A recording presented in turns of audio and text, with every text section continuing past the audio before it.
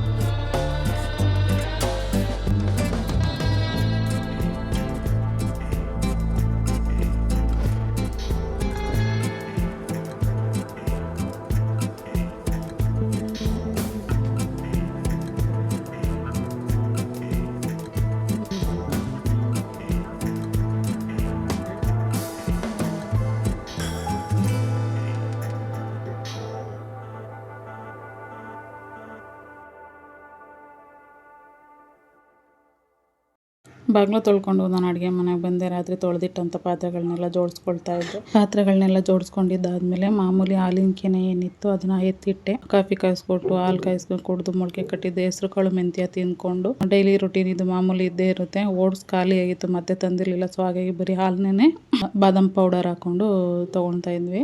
ಇನ್ನು ಸಾಂಬಾರಿಗೆ ನಾನು ಇವತ್ತು ಮೊಳಕೆ ಹುಳ್ಳಿಕಾಳು ಸಾಂಬಾರು ಮಾಡೋಣ ಅಂತ ಸಾಂಬಾರಿಗೆ ರೆಡಿ ಮಾಡ್ಕೊಳ್ತಾ ಇದ್ದೀನಿ. ಹಾಗೆ ತಿಂಡಿಗೆ ನಾನು ಅವಲಕ್ಕಿ ಉಪ್ಪಿಟ್ಟು ಮಾಡಿದ್ದೆ. ಸಾಂಬಾರಿಗೆ ಮೊದಲಿಗೆ ಮೊಳಕೆ ಕಟ್ಟಿರೋ ಹುಳ್ಳಿಕಾಳಲ್ಲಿ ಕಲ್ಲು ಏನಾರ ಇರುತ್ತೆ ಅಂತ ಹೇಳ್ಬಿಟ್ಟು, ಕಲ್ಲುಗಳಿದ್ದೇ ಇರ್ತವೆ. ಆ್ಯಕ್ಚುಲಿ ನಾವು ಅಂಗಡಿಯಿಂದ ತಂದಿರೋ ಹುಳ್ಳಿಕಾಳಲ್ಲ, ಇದು ಬೆಳೆದಿರೋ ಅಂಥ ಹುಳ್ಳಿಕಾಳು. ಹಾಗಾಗಿ ಕಲ್ಲು ಅನ್ನೋದಿದ್ದೇ ಇರುತ್ತಲ್ವ. ಎಷ್ಟೇ ಕ್ಲೀನ್ ಮಾಡಿದ್ರು ಅದಕ್ಕೆ ಇನ್ನೊಂದು ಸರಿ ನಾನು ಚೆಕ್ ಮಾಡಿಕೊಂಡು ಅದರಲ್ಲಿ ಕಲ್ಲು ಮಣ್ಣು ಏನಾರ ಇದ್ದರೆ ಚೆನ್ನಾಗಿ ತೊಳ್ಕೊಂಡು ಕಲ್ಲೆಲ್ಲ ಕ್ಲೀನ್ ಮಾಡಿಕೊಂಡು ಹಾಕ್ಕೊಳ್ತೀನಿ ಹುಳ್ಳಿಕಾಳನ್ನ ಹಾಕ್ಕೊಳ್ಬೇಕಂದಾಗ. ಇನ್ನು ಅವಲಕ್ಕಿ ಉಪ್ಪಿಟ್ಟಿಗೆ ಈರುಳ್ಳಿ, ಮೆಣಸಿನ್ಕಾಯಿ, ಟೊಮೊಟೊ ಎಲ್ಲ ಕೊಯ್ದಿಟ್ಕೊಂಬಿಟ್ಟೆ. ಅದು ಕೊಯ್ದಿಟ್ಕೊಂಡು ನಾನು ಸಾಂಬಾರಿಗೂ ಹಂಗೆ ಹಾಕ್ಕೊಳ್ತೀನಿ. ನಾನು ಫಟಾಫಟ ಒಂದೊಂದೇ ಅಡುಗೆಗಳನ್ನ ಮುಗಿಸ್ಕೊಂಡ್ಬಿಡ್ತೀನಿ. ಬೆಳಗ್ಗೆ ಟೈಮೇ ಅಡುಗೆ ತಿಂಡಿ ಎರಡೂ ಮಾಡೋದ್ರಿಂದ ಟೈಮ್ ಜಾಸ್ತಿ ತಗೊಳುತ್ತೆ. ಹಾಗೆಯೇ ನಮಗೆ ಅಲ್ಲಿ ಜಾಸ್ತಿ ಹೊತ್ತು ನಿಂತ್ಕೊಂಡ್ರು ಕಾಲು ನೋವು ಅನ್ನೋದು ಬಂದೇ ಬರುತ್ತೆ. ಸೊ ಹಂಗಾಗಿ ನಾನು ಎಷ್ಟು ಬೇಗ ಆಗುತ್ತೋ ಅಷ್ಟು ಬೇಗ ಕೈ ಆಡಿಸ್ಕೊಂಡು ಫಾಸ್ಟಾಗಿ ಅಡುಗೆಗಳನ್ನ ಮುಗಿಸ್ಕೊಳ್ತೀನಿ. ಆದರೂ ಟೈಮ್ ಏನಾಗಬೇಕು ಅದು ಹಾಗೆ ಆಗುತ್ತೆ. ಒಂದೊಂದು ದಿವಸ ಇನ್ನೂ ಜಾಸ್ತಿನೇ ಲೇಟ್ ಆಗುತ್ತೆ, ಒಂದೊಂದು ದಿವಸ ಬೇಗ ಆಗಿರುತ್ತೆ ಅಷ್ಟೇ.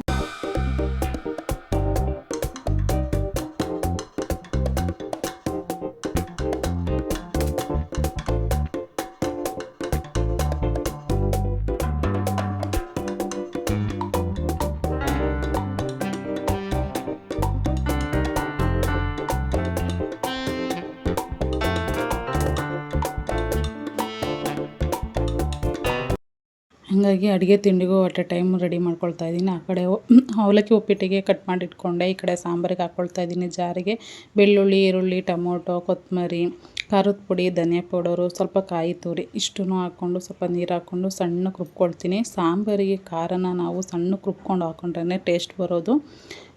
ಒಬ್ಬೊಬ್ರು ತರಿಯಾಗಿ ರುಬ್ಬಿ ಹಾಕ್ತಾರೆ, ಅದು ನೀರೇ ಒಂದು ಕಡೆ, ನಾವು ಸಾಂಬಾರಿಗೆ ಹಾಕಿರೋ ನೀರೇ ಒಂದು ಕಡೆ, ಖಾರನೇ ಒಂದು ಕಡೆ ಇರುತ್ತೆ, ಅದಷ್ಟು ಟೇಸ್ಟ್ ಇರೋಲ್ಲ, ತಿನ್ನೋದಕ್ಕೂ ಆಗೋದಿಲ್ಲ. ಖಾರನ ಸಣ್ಣಕ್ಕೆ ರುಬ್ಕೊಂಡು ಸಾಂಬಾರಿಗೆ ಹಾಕಿದ್ರೇ ಟೇಸ್ಟು. ಸೊ ಸಣ್ಣಕ್ಕೆ ರುಬ್ಕೊಳ್ತೀನಿ. ರುಬ್ಕೊಳ್ಳೋ ಗ್ಯಾಪಲ್ಲಿ ನಾನು ಏನಿತ್ತು ಅದನ್ನೆಲ್ಲ ಕ್ಲೀನು ಮಾಡಿ ಸಹ ನಾನು ಆವಾಗವಾಗಲೇ ಮುಗಿಸ್ಕೊಂಡ್ಬಿಡ್ತೀನಿ. ಒಂದೇ ಸರಿ ನಾನು ಮಾಡ್ಕೊಳಕ್ಕೆ ಹೋಗಲ್ಲ, ಯಾಕೆ ನಮ್ಮ ಅಡುಗೆ ಮನೆ ಚಿಕ್ಕದಾಗಿರೋದ್ರಿಂದ ಎಲ್ಲ ನಾನು ಹಾಗಾಗಿ ಬಿಟ್ಕೊಂಡು ನಾನು ಮಾಡೋದಕ್ಕಾಗಲ್ಲ. ಹಾಗಾಗಿ ಕೆಲಸ ಮಾಡ್ತಾನೆ ನಾನು ಕ್ಲೀನಿಂಗ್ ಕೆಲಸನೂ ಹಾಗೇ ಮುಗಿಸ್ಕೊಂಡ್ಬಿಡ್ತೀನಿ. ಸೊ ಎಲ್ಲ ಕ್ಲೀನಿಂಗ್ ಕೆಲಸ ಮುಗೀತು, ಖಾರನೂ ರುಬ್ಬಿದ್ದಾಗಿತ್ತು. ಹಂಗಾಗಿ ಒಗ್ಗರಣೆ ಹಾಕ್ಕೊಳ್ತಾಯಿದ್ದೀನಿ. ಒಗ್ಗರಣೆಗೆ ಸ್ವಲ್ಪ ಎಣ್ಣೆ ಹಾಕ್ಕೊಂಬಿಟ್ಟು ಒಂದು ಸಣ್ಣದು ಒಂದು ಟೊಮೊಟೊ ಫುಲ್ಲು ಹಾಕ್ಕೊಂಡು ಸ್ವಲ್ಪ ಬಾಡಿಸ್ಕೊಂಬಿಟ್ಟು ನಾನು ಏನು ಮೊಳಕೆ ಕಾಳಿತ್ತು ಮೊಳಕೆ ಕಾಳನ್ನೂ ಹಾಕ್ಕೊಂಡು ಎಣ್ಣೆಲಿ ಸ್ವಲ್ಪ ರೋಸ್ಟ್ ಮಾಡಿಕೊಂಡು ರುಬ್ಬಿಟ್ಕೊಂಡಂಥ ಮಸಾಲೆ ಹಾಕಿ ರುಚಿಗೆ ತಕ್ಕಷ್ಟು ಉಪ್ಪು ಹಾಕ್ಕೊಂಡು ನಾನು ಒಂದು 3-4 ವಿಸಲ್ ಕೂಗಿಸ್ಕೊತೀನಿ. ಹುಳ್ಳಿಕಾಳು ಆಗಿರೋದ್ರಿಂದ ಒಂದು 3-4 ವಿಸಲ್ ಕೂಗಿಸ್ಕೊಂಡೆ ಚೆನ್ನಾಗಿ ಬೆಂದಿರುತ್ತೆ. ಸೊ ಸಾಂಬಾರಿಗೆಲ್ಲ ರೆಡಿ ಮಾಡಿ ಇಟ್ಬಿಟ್ಟು ನಾನು ಈ ಕಡೆ ಅವಲಕ್ಕಿಗೆ ನಾನು ಹಾಕ್ತಾಯಿದ್ದೀನಿ. ಅವಲಕ್ಕಿ ಉಪ್ಪಿಟ್ಟು ಮಾಡುವಾಗ ನಾನು ಒಗ್ಗರಣೆ ಹಾಕೋಕ್ಕೂ ಮುಂಚೆ ಮೊದಲಿಗೆ ಅವಲಕ್ಕಿನ ತೊಳೆದ್ಬಿಟ್ಟು ನಾವು ಮುಚ್ಚಳ ಮುಚ್ಚಿಟ್ಬಿಟ್ರೆ ಆ ಒಗ್ಗರಣೆ ಎಲ್ಲ ಬೇಯೋ ಅಷ್ಟರಲ್ಲಿ ಇಲ್ಲಿ ಅವಲಕ್ಕಿನೂ ನೆಂದಿರುತ್ತೆ. ಸೊ ಅಲ್ಲಿಗೆ ಹಾಕ್ಕೊಳ್ಳೋಕ್ಕೆ ಸರಿ ಆಗುತ್ತೆ. ಈಗ ಜಾಸ್ತಿ ನೆಂದ್ರೂ ಮುದ್ದೆ ಥರ ಆಗುತ್ತೆ. ಹಾಗಾಗಿ ನಾನೇನು ಮಾಡ್ತೀನಿ, ನೀರು ಬಿಡೋದಿಲ್ಲ ನೆನೆಯೋದಕ್ಕೆ. ನೀರನ್ನ ಸೋಸ್ಬಿಟ್ಟು ಕೆಳಗಡೆ ಒಂದು ಸ್ವಲ್ಪ ನೀರು ಬಿಟ್ಬಿಟ್ಟು ಮುಚ್ಚಳ ಮುಚ್ಚಿಟ್ಬಿಡ್ತೀನಿ. ಅವಲಕ್ಕಿನ ತೊಳೆದು ಇಟ್ಬಿಟ್ಟು ಈ ಕಡೆ ನಾನು ಒಗ್ಗರಣೆಗೆ ಹಾಕ್ಕೊಳ್ತಾಯಿದ್ದೀನಿ. ಒಗ್ಗರಣೆಗೆ ಸಾಸಿವೆ, ಕರಿಬೇವು, ಕಡಲೆಬೇಳೆ, ಕಡಲೆ ಬೀಜ ಹಾಕ್ಕೊಂಡು ಸ್ವಲ್ಪ ರೋಸ್ಟ್ ಆದಮೇಲೆ ಹಸಿಮೆಣ್ಸಿನ್ಕಾಯಿ ಹಾಕ್ಕೊಂಡು ಹಸಿಮೆಣ್ಸಿನ್ಕಾಯಿನ ಚೆನ್ನಾಗಿ ರೋಸ್ಟ್ ಮಾಡ್ಕೊಳ್ತೀನಿ. ಅದಾದಮೇಲೆ ಈರುಳ್ಳಿ ಹಾಕ್ಕೊಂಡು ಈರುಳ್ಳಿ ಬೇಯಲಿ ಅಂತ ಸ್ವಲ್ಪ ಉಪ್ಪು ಹಾಕ್ಕೊಂಡು ಅದನ್ನು ಕೂಡ ಬೇಯಿಸ್ಕೊಳ್ಳೋಣ. ಈರುಳ್ಳಿ ಬೆಂದ ಮೇಲೆ ಟೊಮೊಟೊ ಹಾಕ್ಕೊಂಡು ಟೊಮೊಟೊನು ಬೇಯಲಿ ಅಂತ ಸ್ವಲ್ಪ ಉಪ್ಪು ಹಾಕ್ತೀನಿ. ಸೊ ಅದು ಟೊಮೊಟೊನು ಚೆನ್ನಾಗಿ ಬೇಯಿಸ್ಕೊಂಡು ಟೊಮೊಟೊ ಮೆತ್ತಗಾಗಬೇಕು ಅಲ್ಲಿವರೆಗೂ ಮುಚ್ಚಳ ಮುಚ್ಚಿ ಚೆನ್ನಾಗಿ ಬೇಯಿಸ್ಕೊಂಡು ಅದಾದಮೇಲೆ ನಾನು ಸ್ವಲ್ಪ ಅರಿಶಿನ ಹಾಕ್ಕೊಳ್ತೀನಿ. ಮೊದಲಿಗೆ ಅರಿಶಿನ ಹಾಕೋದಕ್ಕೆ ಹೋಗೋದಿಲ್ಲ, ಎಲ್ಲ ಬೆಂದಮೇಲೆ ಅರಿಶಿನ ಹಾಕಿ ಕೊತ್ತಂಬರಿ ಹಾಕ್ಕೊಂಡು ಮಿಕ್ಸ್ ಮಾಡಿ ಸ್ವಲ್ಪ ಗೊಜ್ಜನ್ನ ಎತ್ತಿಟ್ಕೊಳ್ತೀನಿ. ಯಾಕಂದರೆ ಜಾಸ್ತಿ ಆದರೆ ಹೆವಿ ಆಗುತ್ತೆ, ಹಾಗಾಗಿ ಸ್ವಲ್ಪ ಗೊಜ್ಜು ಎತ್ತಿಟ್ಕೊಂಡ್ರೆ ಸಾಲ್ಟೇಜ್ ಆಯಿತು ಅನ್ಸಿದ್ರೆ ಬೇಕಾದ್ರೆ ಮತ್ತೆ ಹಾಕ್ಕೊಂಡು ಮಿಕ್ಸ್ ಮಾಡ್ಕೊಬೋದು ಅಂದ್ಬಿಟ್ಟು ಸ್ವಲ್ಪ ಗೊಜ್ಜು ಎತ್ತಿಟ್ಕೊಂಡು ಕಾಯಿ ತುರಿ ಹಾಕ್ಬಿಟ್ಟು ಏನು ನೆನೆಸಿಟ್ಟಿದ್ದೆ ಅವಲಕ್ಕಿನ ಹಾಕ್ಕೊಂಡು ಚೆನ್ನಾಗಿ ಮಿಕ್ಸ್ ಮಾಡಿಕೊಂಡು ಒಂದು ಸಣ್ಣ ಉರಿಲಿ ಒಂದು 5-10 ನಿಮಿಷ ಸಣ್ಣ ಉರಿಲೇನೆ ಮುಚ್ಚಳ ಮುಚ್ಚಿ ಬೇಯಿಸ್ಕೊಂಡ್ರೆ ಅವಲಕ್ಕಿ ಉಪ್ಪಿಟ್ಟು ರೆಡಿ ಆಗುತ್ತೆ. ಗೊಜ್ಜು ಎತ್ತಿಕ್ಕಿದ್ದು ಕರೆಕ್ಟಾಗಿತ್ತು, ಮತ್ತೇನು ಹಾಕ್ಕೊಳಕ್ಕೆ ಹೋಗಲಿಲ್ಲ ನಾನು. ಅಷ್ಟರಲ್ಲಿ ನಮ್ಮ ಮನೆಯವರು ರೆಡಿಯಾಗಿ ಬಂದರು. ಅವ್ರಿಗೂ ತಿಂಡಿ ಹಾಕ್ಕೊಟ್ಟು ಮಧ್ಯಾಹ್ನಕ್ಕೂ ಅನ್ನ ಸಾಂಬಾರನ್ನೆಲ್ಲ ಬಾಕ್ಸು ರೆಡಿ ಮಾಡಿಟ್ಬಿಟ್ಟು ನಾನು ಪಾತ್ರೆಗಳೇನಿದ್ದು ಅಡುಗೆ ತಿಂಡಿ ಮಾಡೋ ಅಷ್ಟರಲ್ಲಿ ಬಿದ್ದಿದ್ದಂಥ ಪಾತ್ರೆಗಳೇನಿದ್ದು ಅವನ್ನೆಲ್ಲ ನಾನು ತೊಳ್ಕೊತೀನಿ.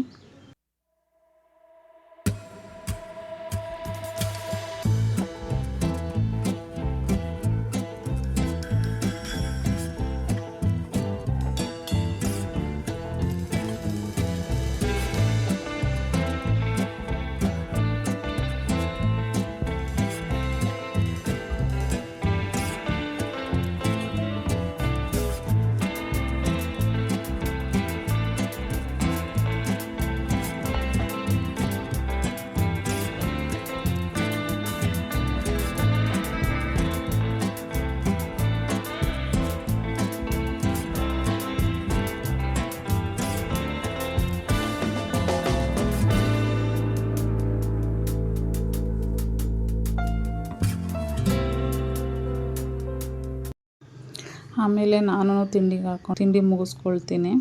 ಸ್ಕೂಬಿನೂ ಪಕ್ಕದಲ್ಲೇ ಬಂದು ಕೂತ್ಕೊಳ್ತಾನೆ, ಅವನು ಆಟ ಆಡಿಸ್ಕೊಂಡು ನಾನು ತಿಂಡಿನ ಮುಗಿಸ್ಕೊಂಡೆ.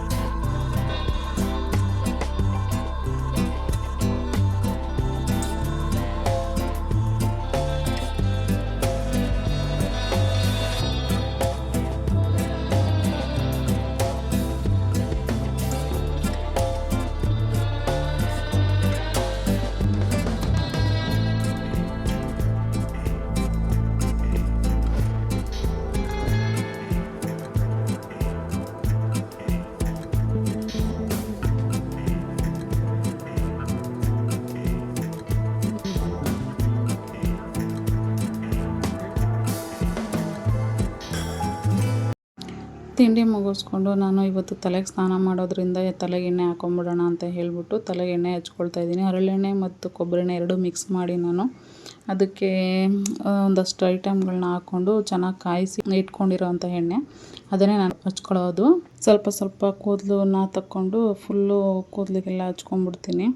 ಬುರುಡೆಗೂ ಹಚ್ಕೊಳ್ತೀನಿ ಮತ್ತು ಕೂದಲಿಗೂ ಹಚ್ಕೊಳ್ತೀನಿ. ಫುಲ್ಲು ಹಚ್ಕೊಂಡು ನೆತ್ತಿಗೆ ಸ್ವಲ್ಪ ಎಣ್ಣೆ ಹಾಕ್ಕೊಂಡು ಚೆನ್ನಾಗಿ ಮಸಾಜ್ ಕೊಟ್ಕೊಂಡ್ಬಿಟ್ರೆ ಕಣ್ಣಿಗೆ ತಂಪಾಗುತ್ತೆ.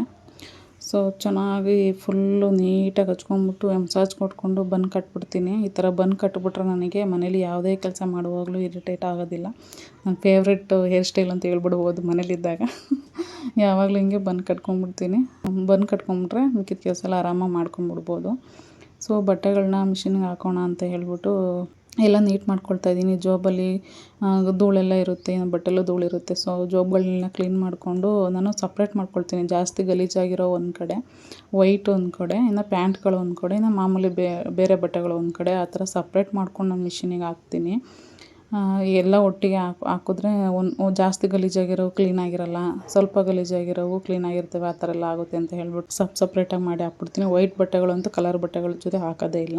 ವೈಟ್ ಬಟ್ಟೆ ಸಪ್ರೇಟಾಗಿ ಹಾಕ್ಬಿಡ್ತೀನಿ. ನೀಟಾಗಿ ಕ್ಲೀನ್ ಆಗಿರ್ತವೆ. ಮನೆ ಒರೆಸೋ ಕೆಲಸ ವಾರದ ದಿವಸಗಳಲ್ಲಿ ನಾನು ಬಟ್ಟೆನೂ ಕ್ಲೀನ್ ಮಾಡಿ ಎತ್ತಿಟ್ಬಿಡ್ತೀನಿ. ಮಿಷಿನಿಗೆ ಯಾವ್ದು ಹಾಕಬೇಕೋ ಅದನ್ನ ಹಾಕ್ಬಿಟ್ಟು ಮಿಕ್ಕಿದ್ದೆಲ್ಲ ಬ್ಯಾಸ್ಕೆಟಲ್ಲಿ ತುಂಬಿ ಇಟ್ಬಿಡ್ತೀನಿ.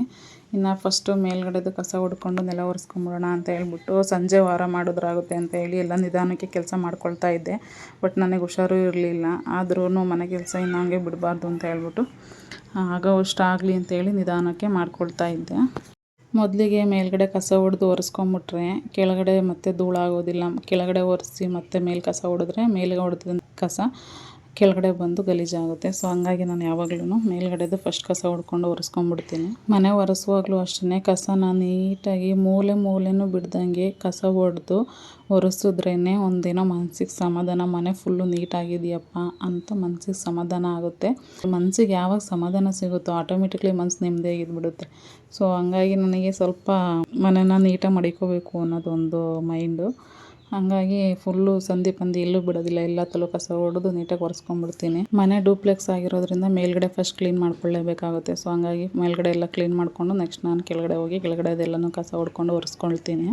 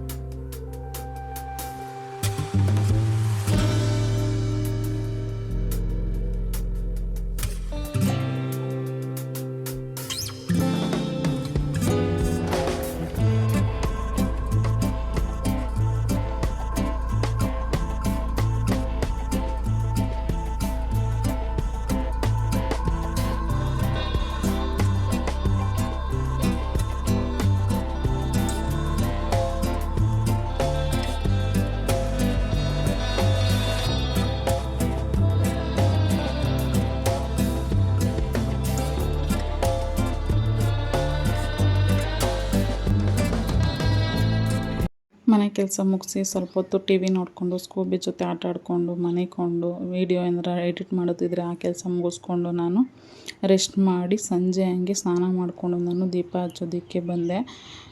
ದೀಪ ಹಚ್ಚೋದಕ್ಕೆ ದೇವ್ರ ಮನೆಯೆಲ್ಲ ಕ್ಲೀನ್ ಮಾಡಿಕೊಂಡು ಹೂವು ಎಲ್ಲ ರೆಡಿ ಮಾಡ್ಕೊಳ್ತಾ ಇದ್ದೀನಿ.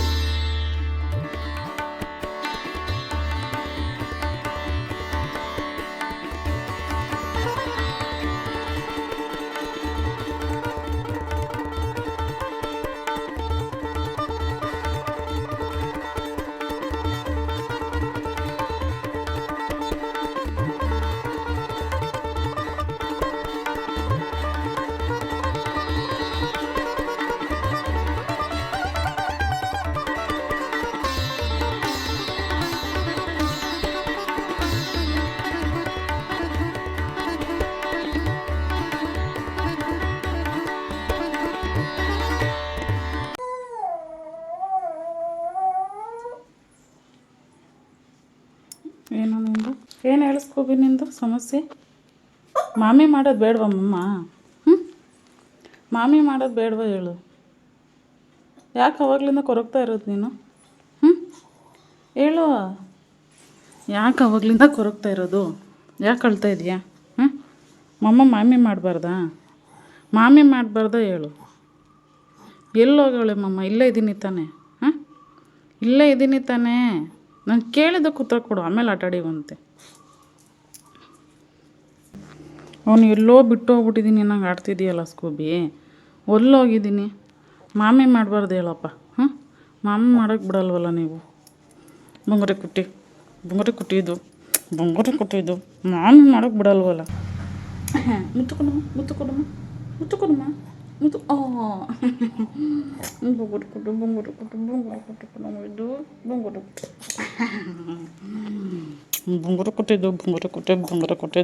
ಕುಟ್ಟಿ ತೊಡೆ ಮೇಲೆ ಮನೆಕೊಂಡು ಆಟಾಡೋಕ್ಕೆ